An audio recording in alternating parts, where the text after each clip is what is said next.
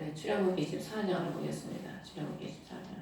출애굽 24장 1절에 보면 제목이 이스라엘이 언약을 확증했다. 아론, 모세가 산에 올라가기 전에 하나님의 백성들과 언약을 하는 장면입니다. 이 24장을 보면은 내용을 이렇게 보면 우리 예수 그리스도께서 이 땅에 오셔서 십자가에서 죽으시고 죽으심으로 언약을 확증하신 거거든요. 구약에 창세기에서부터 시작해서 계속 하나님은 언약을 말씀하십니다. 범죄한 아담에게 여자의 자손을 통해서 구원하신다는 언약을 하시고, 또 가인도 그 표를 주셔서 내가 너를 구원해 주마 표를 주시면서 약속을 하신 거죠. 또 노아의 언약이 나오지요. 무지개를 통해서 하나님께서 노아와 인류를 다시는 물로 멸하지 않겠다는 또 그 언약을 하시고, 다윗 언약, 모세 또 언약, 계속해서 언약이 나와요. 그래서 우리 성경을 보면은 뒤로 신약으로 갈수록 언약의 실체가 점점 이제 드러나지요. 그래서 신약에 그 언약의 실체이신 예수 그리스도께서 오셔서 언약을 이루십니다. 그래서 오늘 보면 이제 모세가 산에 올라가기 전에 언약을 백성들과 이루는데, 우리 예수님께서 이 땅에 오셔서 십자가에서 죽으시고 승천하셨잖아요. 언약을 이루시고 가신 거거든. 다시 오신다고 또 언약을 하셨잖아요. 근데 모세가 산에 올라가기 전에 기다리라는 거예요. 내가 다시 내려올 거니까. 그러면서 피를, 여기 5절에 보면 번제물을 잡고 화평물을 잡아서 희생을 드리면서 백성들과 언약을 하는 겁니다. 언약에는요, 언약물이 반드시 있어야 돼요. 그래서 우리 창세기 보면은 아브라함과 이삭과 야곱이 보면은 다 언약을 할 때, 하나님과 언약할 때 제물을 통해서 언약을 했거든. 그래서 제물을 통해서 언약을 하고, 그 제물이 바로 예수 그리스도시지요. 우리 하나님이 아브라함과 언약을 맺을 때에도 먼저 짐승을 잡아서 제물을 하나님께 바치게 하잖아요. 그 제물을 쪼개놨을 때 그 쪼갠 고기 사이로 하나님의 불이 쪼갠 고기 사이로 지나갔거든.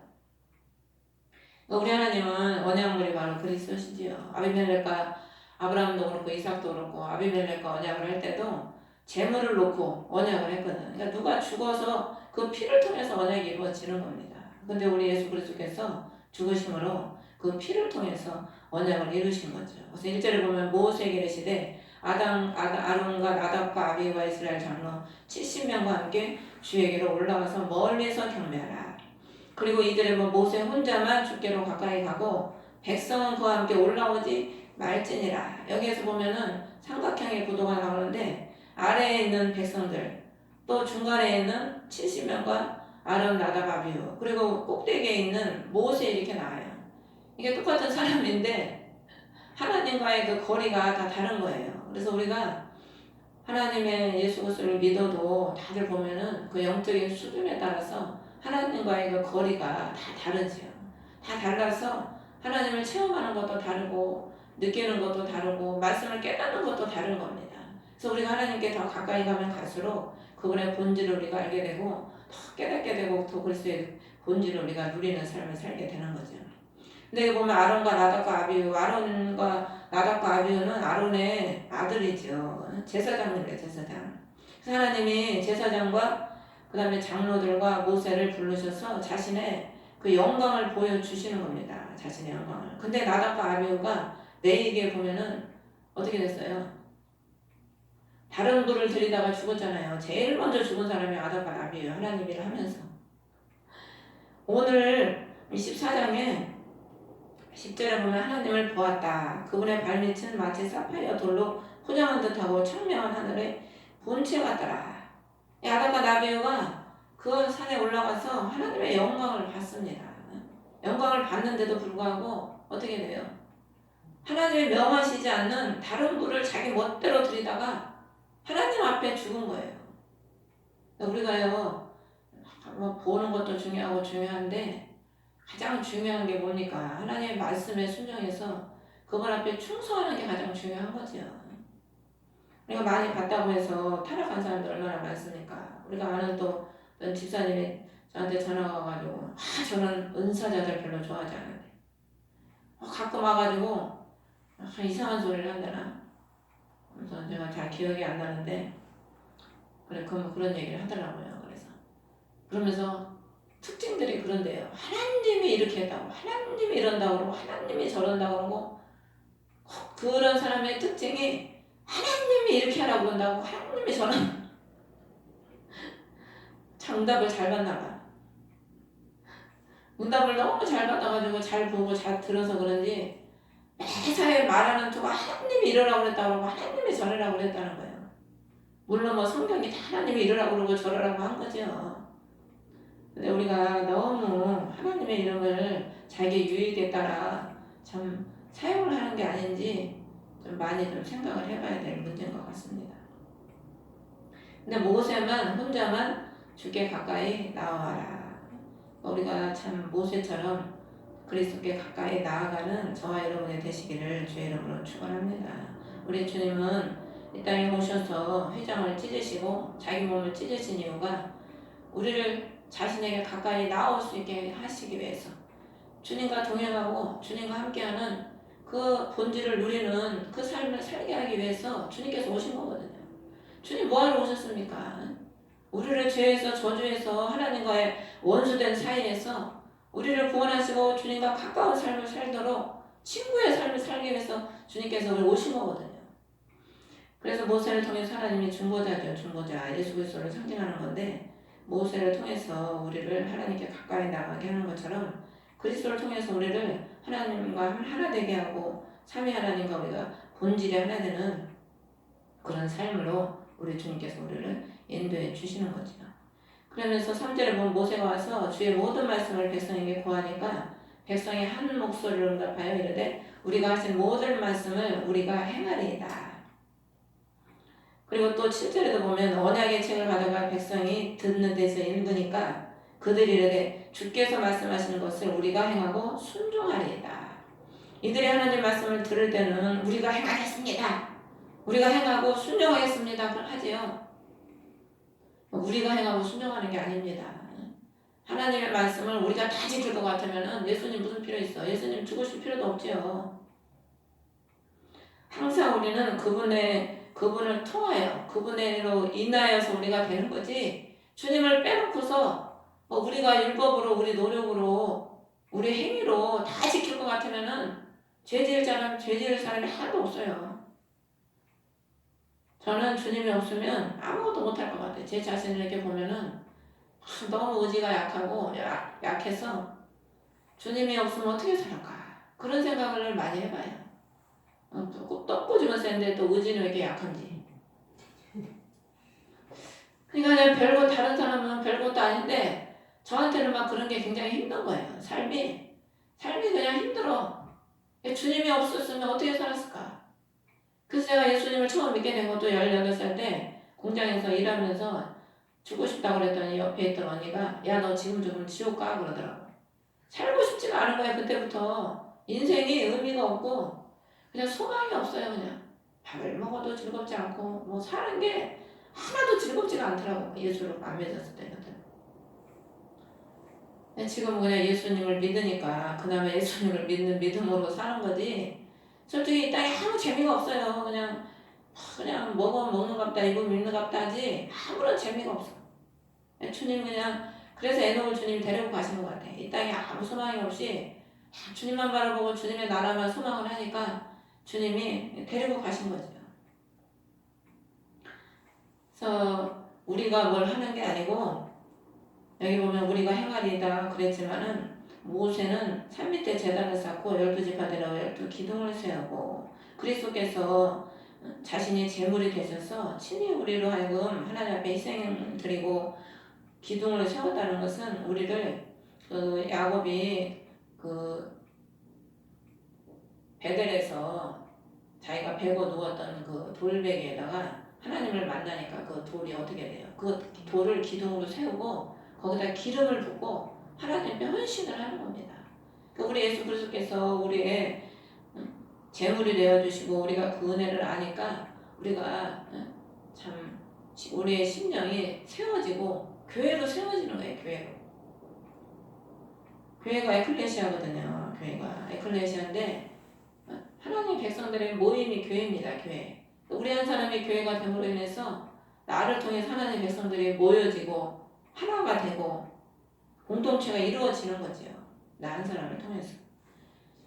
누워있던 돌이 하나님을 만남으로 인해서 세워지는 거야. 그러니까 아무것도 못하던 그 돌이 그리스도를 만남으로 인해서 세워져서 나도 세워지고 또 남을 세우는 그런 일꾼으로 쓰임받게 되는 거죠. 그래서 희생물을 드렸다 그랬는데 이 희생물이 바로 번제는 선물이라는 뜻입니다. 선물. 그리스도께서 우리의 선물이시죠. 우리의 선물이셔서 우리에게 구원의 선물을 주시고 자유의 선물을 주시고 화평과 기쁨과 영원한 소망의 선물을 우리에게 주시는 분이지 않습니까? 그래서 주께서 희생물이 되셔서 6절에 보면은 모세가 피의 절반을 취해서 대야들에 담고 피의 절반은 제단 위에 뿌렸다. 그리스도의 피, 그 보혈의 피, 공로, 우리를 구원하시는 그 보혈의 공로를 우리가 대야의 반을 담았다는 것은 우리의 심령에 담아야 돼요. 그 피를. 근데 그리스도께서 날마다 우리 죄를 씻으신다는 그 보혈의 공로를 날마다 의지하고 반은 또 제단에 뿌렸다는 것은 그리스도의 나를 위해서 죽으시는 그 헌신과 희생의 사랑을 우리가 늘 내 심령에 담고 또 우리도 그리스도가 걸어가신 그 삶을 본받아서 희생하고 감사하는 그 삶을 살아가야 되는 거죠. 우리가 예수 그리스도의 사랑을 깨달으면은 그렇게 살아 안 해도 자연적으로 살게 돼 있어요. 사람이 뭘 맛있는 걸 먹으면 그 사 먹어 안 해도 그거 사 먹으러 가. 입에서 땡긴다니까 먹고 싶어서. 뭐 맛들여 놓으면은요 일주일에 한 번씩 그거 다 먹고 싶은 이 혓바닥에서 그 먹고 싶은 맛이 생겨. 그러니까 그 대박집 나는 식당들도 보면은 다 그 사람들이 먹어보고 맛있으니까 그게 중독이 돼가지고 오라고 안 해도 또 먹으러 가잖아요. 그러니까 우리가 그리스도의 사랑을 누리고 그리스도의 은혜를 누리면은요 해라 안 해도 자동으로 돼 있는 거예요. 자동으로. 우리 하나님은 우리에게 뭐 억지로 시키는 분이 아니잖아요. 자신을 내어주셔서 그 사랑을 알게 하셔서 우리로 하여금 자원해서 하게 하는 거죠. 그래서 출애굽기 하나님께 예물을 드릴 때 어떤 예물을 받으라고 했습니까? 자원하는 예물, 즐겁게 드리는 예물, 구원에 감사해서 자원하고 즐겁게 드리는 그 예물을 주님은 받으시는 겁니다. 그러니까 우리의 마음을 받으시는 거죠. 그 죄악된 애굽에서 우리를 건져내 주셔서 해방시켜 주신 그 주님을 감사하면서 기쁘고 자원하는 마음으로 주님께 드리는 그것들을 주님은 받으셔서 자신의 집을 짓는 것 같지만은 우리의 심령의 집을 짓는 겁니다. 새 예루살렘. 우리가 영원히 가서 거할 새 신부로서 거할 새 예루살렘의 그 영광의 집을 하나님이 그리스도께서 직접 지으시는 거죠. 7절에 보면 언약의 책을 가져다가 백성이 듣는 데서 읽었다. 언약이라는 게 원래 구약의 히브리어로 베리트예요. 베리트라는 게 자르다, 찢다, 새기다 이런 의미입니다. 그래서 이제 출애굽기 다음에 레위기가 나오잖아요. 레위기는 다 제사인데 제사를 드리려면 먼저 어떻게 해야 돼? 잘라야 돼. 할례가 자르는 거거든. 할례는 부활을 상징하는 거예요. 그러니까 언약이라는 것은 그리스도를 통해서 우리를 죄에서 잘라주신 거고 우리를 구원해 주신 그런 의미지요. 거룩하신 그리스도께서 피를 흘리심으로 우리의 모든 죄를 끊어주시고 속량해 주시고 우리를 자신의 구원의 생명책에 우리의 이름을 새겨주신 겁니다. 새겨줘. 그래서 내가 너를 내 손바닥에 새겼다. 주님이 우리를 자신의 손바닥에 새기셨다는 거예요. 그래서 우리를 하나님이 영원히 지키시고 구원해 주신다는 말씀이죠. 그래서 8절에 보면 모세가 피를 취해서 백성에게 뿌리며 주께서 이 모든 말씀을 관하여 너희와 맺은 언약의 피를 보라. 그러니까 우리 하나님께서 구약에 말씀하셔서 우리에게 구원하시겠다고 하시는 그 그리스도의 언약의 피를 보라는 거예요. 보라. 구약은 다 예표잖아요. 짐승이 죽었지만 그 짐승이 예수 그리스도시거든. 그러니까 우리에게 그리스도는 늘 그 언약의 피를 지금도 우리에게 뿌려주시는 겁니다. 지금도. 여러분의 심령에 계속 뿌려주셔서 우리가 낙심되고 자들할 때가 얼마나 많습니까? 시시때때로 낙심이 오고 자들이 와요. 근데 우리 주님이 그때마다 또 뿌려주는 거야 또. 언약의 피를 내가 너를 구원해줄게. 오늘 어떤 전사님도 또 전화 와가지고 기도하면 하나님이 내가 너를 쓸 거다. 내가 너를 세워줄 거다. 내 집은 내가 세운다. 온양의 어떤 기도는 옛날에 거기 가는 그 우리 목사님 그러는데 60이 넘었다나 원장님이 70이 넘었다나 근데 그러더래. 하나님이 나를 쓰신다고 그랬다고. 하나님은 우리에게 소망을 주시는 거야. 나중에 쓰실지 안 쓸지는 모르지만 아니 지금 당장 소망을 주셔야 우리가 살지요. 나도 안 쓸 거야 그러면 누가 무슨 소망이 있어서 성경을 보고 기도를 하겠습니까? 옛날에 우리 목사님이 맨날 우리 애들은 하나님이 1년만 기다리면 된대. 또 1년 기다리니까 아무것도 안 일어나. 또 1년만 기다리고 그 나중에 하나님이 소망을 주시려고 너무 삶이 어려우니까 당장에 무슨 또 소망을 줘야 어린애들은 당장에 뭘 좀 보여주고 들려줘야 그렇지 그러고 또 잠시라도 참을 수가 있거든요.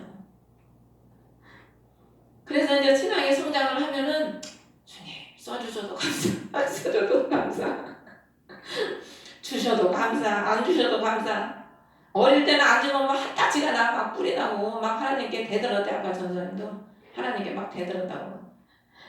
근데 이제 성장을 하면은 그냥 주셔도 감사 안 주셔도 감사 써주셔도 감사 안 써주셔도 감사 그냥 그렇게 쓰임받고 싶은 마음도 없어요. 다른 사람은 어떤지 모르겠는데 저는 그래. 저는 뭐 쓰임받고 싶은 마음도 없고 근데 막 누구는 꿈을 가져야 된다고 그러고 막 그냥 막 비전을 가져야 된다고 그러고 막 뭘 해야 된다고 그러는데 도대체 나는 그런 게 없어서 내가 잘못된 건가 어쩔 때는.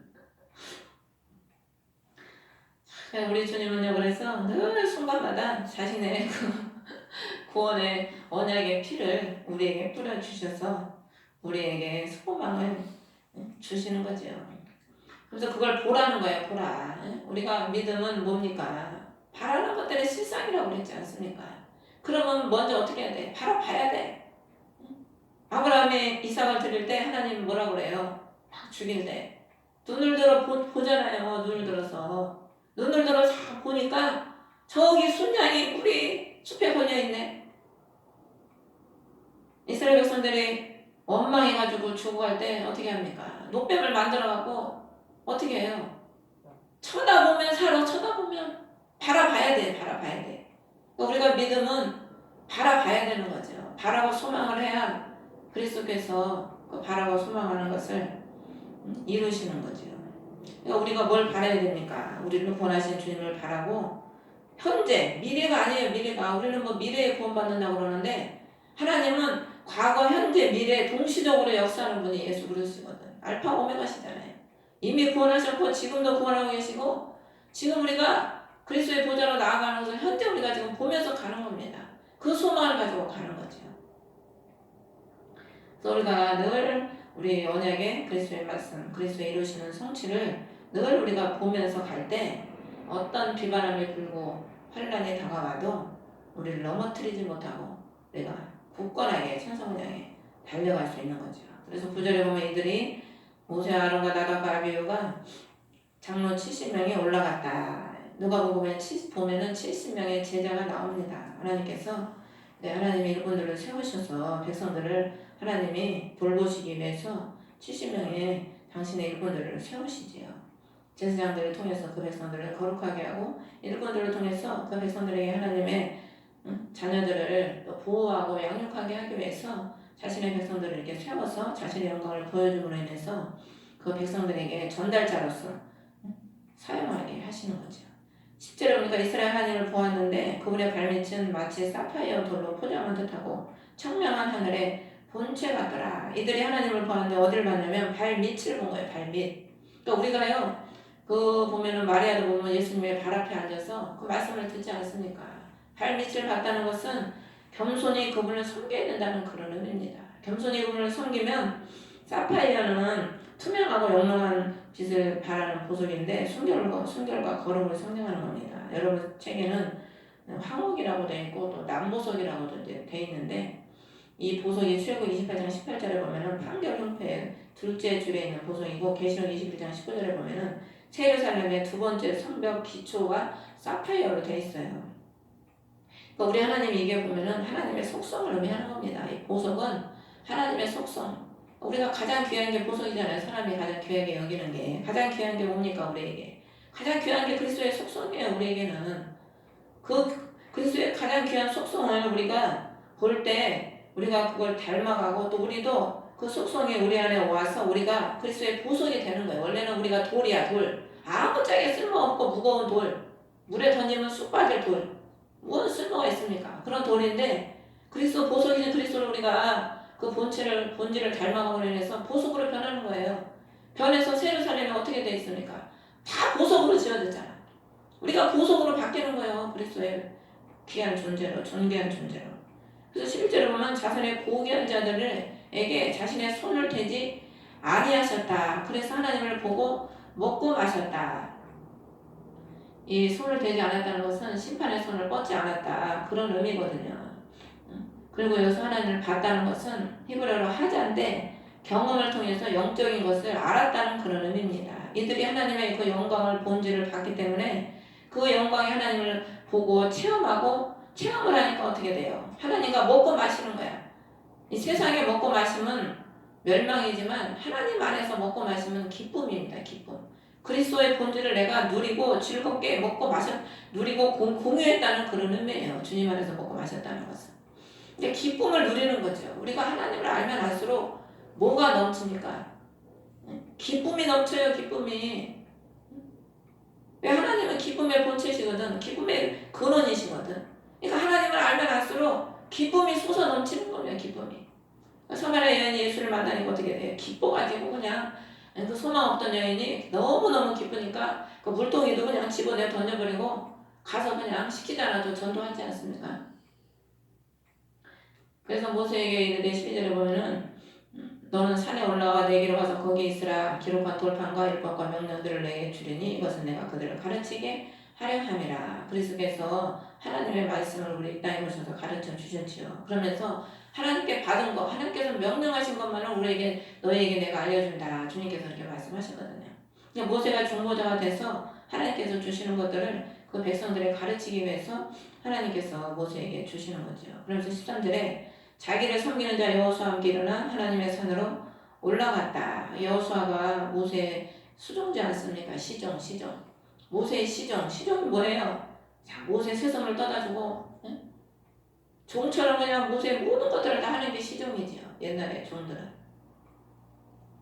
섬기는 자로서 여호수아가 모세를 따라가서 산 밑에 있었던 것을 나중에 보면 또 알 수 있습니다. 모세가 내려올 때 백성들은 범죄하고 있어도 여호수아는 그 산 밑을 떠나지 않고 모세를 맞이하는 걸 우리가 볼 수 있어요. 11절에 보면 장로들에게 돌아올 때까지 우리를 기다리라. 돌아올 때까지 기다리라는 거야. 그러니까 우리 주님이요 가시면서 뭐라고 그랬습니까? 내가 다시 올 거니까 그때까지 기다리라. 그러니까 우리가 주님 다시 올 때까지 어떻게 돼요? 그것만 바라고 기다려야 돼. 기다려 주님만. 버스 올 때 버스 기다릴 때 어떻게 해요? 그 버스 오는 동안 쳐다보고 있잖아. 다 보면 고개가 버스 오는 동안 쳐다보고 있어. 우리도 주님 오실 주님을 기다리고 늘 하늘을 바라보고 살아야지. 하늘을 바라보고. 15절에 모세가 산에 오르매 구름이 산을 덮었더라. 우리 사도행전 1장 9절에 보면 그분께서 올라가심에 구름이 그분을 받아들여 그들이 보지 못하게 하였다. 구름이라는 것은 은혜입니다. 은혜. 우리가요 영적인 차원에 높이 올라갈수록 그리스도의 은혜가요 우리를 다 덮어줘요. 우리 그리스도의 은혜가 우리를 다 덮어주니까 감사밖에 없는 거지요. 돼도 감사, 안 돼도 감사. 감사로 사는 거야. 감사로. 그래서 16절에 주의 영광이 시내사에 머물렀고 구름이 엿새 동안 그 산을 덮었는데 7째 날에 그분께서 구름 가운데서 모세를 부르셨다. 모세도 산에 올라가서 바로 하나님을 만난 게 아닙니다. 6일 동안 기다린 거예요. 기다려. 그 노아가 방주를 짓고 방주 안에 딱 들어가서 문을 닫고 바로 비가 온 게 아니에요. 창세기 그 7장에 4절 8장에 이렇게 보면은 7일을 기다려. 7일을 기다리니까 하나님이 그 뒤에 비를 쏟아내리고 그러면 7일을 기다리고 또 7일을 기다리고 하나님이 예배하는 그 기간을 의미하는 겁니다. 우리가 하나님을 참 깊은 임재 속에 들어가려면요 그 깊은 임재 속에 들어가기 전에는 그러니까 우리가 기다리는 시간이 꼭 필요해요. 기다리는 시간, 예배하는 시간, 경건의 시간 이런 준비되는 시간이 꼭 필요한 겁니다. 그래서 우리가 하나님의 사람이 되기까지 영의 사람이 되기까지 여러분들이 다 간증 들어봐요. 그 사람들이 뭐 어느 날 갑자기 뭐 눈 떠보니까 하나님을 만났더라. 내가 어느 날 갑자기 뭐 영의 사람이 됐더라. 이런 사람이 있습니까? 그거는 잘못된 거예요. 어느 날 갑자기 마귀의 뭘 받는지 어쩐지.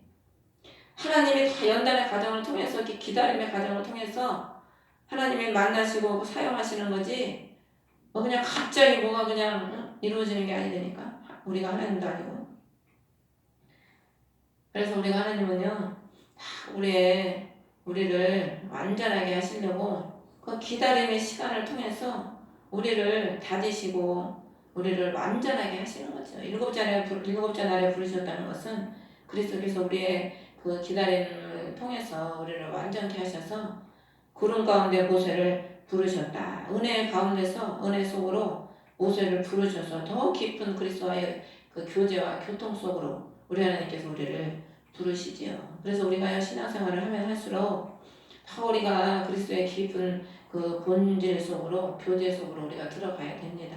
그래서 기도를 하면 할수록 주님의 그 깊은 은혜와 깊은 사랑과 또 깊은 기쁨 그분의 그 깊은 것들을 그래서 준 자 받은 자밖에 모른다고 그러잖아요. 받아본 사람만 아는 겁니다. 받아보지 못하면 아무리 설명을 해도 몰라요. 설명을 해도. 그러니까 모르니까 어떻게 합니까? 이스라엘 백성들은 깊은 그 주님을 못 만나니까 어떻게 금방 그냥 손바닥 뒤집듯이 금방 헷갈려 해가지고 하나님을 버려버리잖아요. 저와 여러분도 하나님이 다 우리를 이렇게 우리를 단련하시고 다 이렇게 하시는 이유가 다 하나님이 우리를 사랑하시고 우리를 더 다져서 반석에 세워지는 든든한 집, 바람이 불어도 풍랑이 와도 넘어지지 않는 견고한 집을 세우시기 위해서 저와 여러분을 지금 기다림의 시간, 다듬는 시간 속에 두신 줄 믿습니다. 그래서 여러분들이 얼마나 힘드시겠어 다들. 우리 권사님도 힘드시고 우리 전사님도 힘드시고 다들 지금 힘든 시간들을 보내고 있죠. 그렇지만 시작이 있으면 또 끝이 있고 어둠이 있으면 또 빛이 오듯이 밤이 가면 아침이 오듯이 또 광명한 새날이 우리에게 올 줄 믿고 또 우리가 인내하면서 또 이 시간들을 또 감사하면서 보내야 될 줄 믿습니다. 그래서 17절에 보면 이스라엘 자손의 눈에는 주의 영광을 보는 것이 마치 그 산의 꼭대기에 삼키는 불을 보는 것 같았더라. 우리 하나님은 소멸하시는 불이에요. 소멸하신 불. 그 재물을 불로 태우잖아요. 그리스도께서는 성령의 강한 그 권능과 능력으로 우리 안에 모든 죄악을 다 자신이 삼키시는 거예요. 다 삼키시고 소멸시키시는 거죠. 그래서 사도행전을 보면 불같은 강한 불같은 성령이 그들에게 임하잖아요. 그들에게 임하니까 그들의 말이 벌써 달라져 버리잖아요. 말이 달라졌다는 것은 그들의 마음과 생각이 달라졌다는 그런 의미입니다. 사람은 마음과 생각이 말로 나오는 거거든요. 하나님의 말이 달라졌다는 것은 강한 성령의 그 능력을 통해서 그들의 본질을 바꿨다는 거예요. 그래서 옛 아담의 사람이 아니라 새 성령의 사람으로서 그들을 사용하시잖아요, 주님이.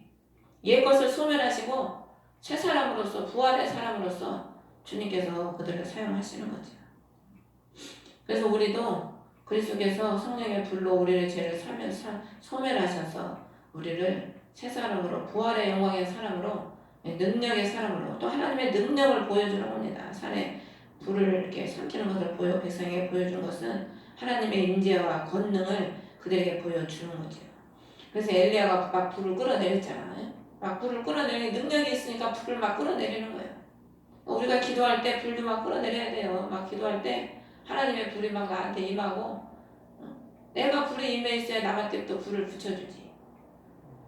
하나님은 불의 하나님이시거든요. 그래서 주님께서 그러잖아요. 내가 땅에 불을 던지러 왔다고.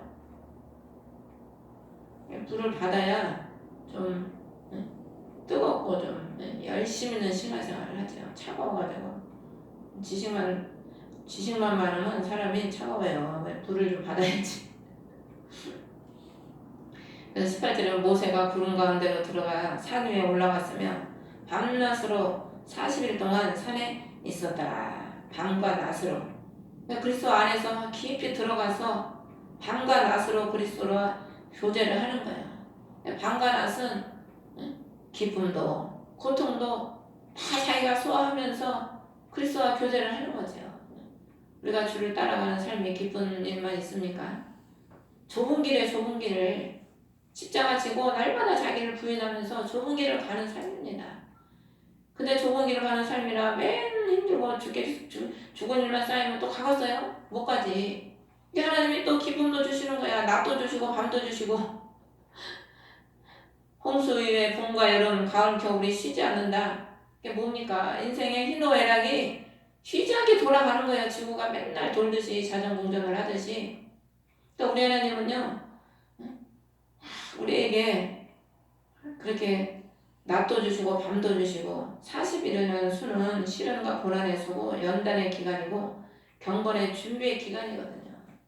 그러니까 우리 모세가 예수님도 이 땅에 오셔서 40일 금식하시고 사역을 시작하셨잖아요. 그러니까 우리가 하나님이 이런 기간을 통해서 우리를 경건하게 하시고 깊은 하나님의 그 말씀의 본질을 우리가 또 우리 안에 하나님이 채우셔서 모세가 이렇게 하나님 말씀을 40일 동안 산에서 하나님과 교통하고 받아서 오늘날에 우리가 모세오경이 탄생한 겁니다. 모세오경이 뭐 그냥 탄생했겠어요? 모세가 40년 광야 연단 받았지요? 40년 그 살인자가 돼서 백성들을 살리려고 살인자가 본의 아니게 살인자가 돼서 미디안 강에서 40년 고생했지. 또 이스라엘 백성들 데리고 다니느라고 40일 고생했지. 40일 금식을 모세가 몇 번 했습니까? 2번 했잖아요. 2번. 하나님의 말씀을 이루기 위해서 그 말씀을 받기 위해서 모세의 희생이 있었던 거예요. 한 사람의 희생이. 그러므로 인해서 오늘날의 모세영이 탄생하고 우리가 대대로 몇천 년 동안 모세영을 보고 있는 거 아닙니까? 희생 없이 되는 게 없어요. 희생 없이. 우리 하나님이 모세 한 사람을 통해서 크신 역사를 이루신 거죠. 그래서 여러분들이 지금 예배하고 준비하는 것들은 다 우리 한 사람의 희생을 통해서 나의 한 사람의 희생을 통해서 많은 사람을 살리기 위함인 하나님의 큰 프로젝트가 있는 거죠. 계획이 있으신 거죠. 그러므로 여러분들이 잘 예비되고 준비돼서 다 여러분들이 하나님의 통로로 그리스도의 통로로 그리스도의 일꾼으로 그리스도의 축복의 그릇으로 쓰임받기를 예수 그리스도의 이름으로 축원합니다. 우리 주기도문으로 예배를 드리겠습니다. 하늘에 계신 우리 아버지 이름이 거룩하게 여김을 받으시오. 나라의 마옵시오.